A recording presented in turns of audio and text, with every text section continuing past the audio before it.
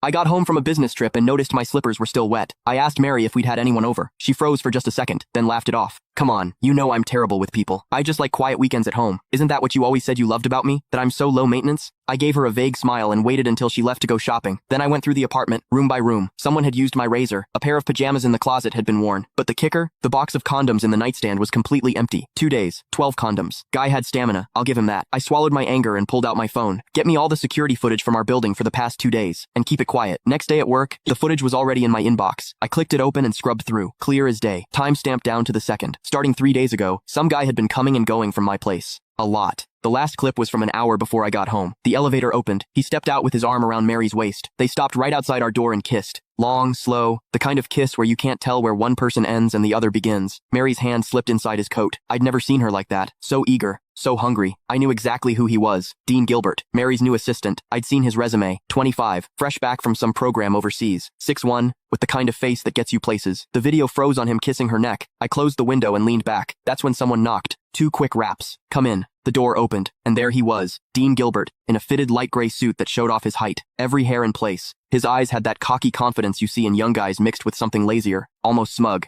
He was holding a folder. Chairman Dickerson. His voice was all business. President Henson asked me to bring over the year-end bonus list for your signature. He walked to my desk and set the folder down. No small talk. Didn't leave. Just stood there, waiting. Perfect posture. But his eyes drifted past me to the bookshelf like this was just some boring errand. I looked up at him. He didn't flinch. He even smiled, a smile that was hard to read. Normally, when Mary sent stuff like this or had her secretary bring it, I'd glance at the total and sign. She handled HR and finance. I'd always given her free rein. But today, I picked up the folder, opened it. I went through page by page. Bonuses ranged from tens of thousands to a few $100,000, nothing unusual for this year. Then I hit the last page. My hand stopped. Next to Dean Gilbert's name was a long string of numbers. Year-end. Bonus. $1 million.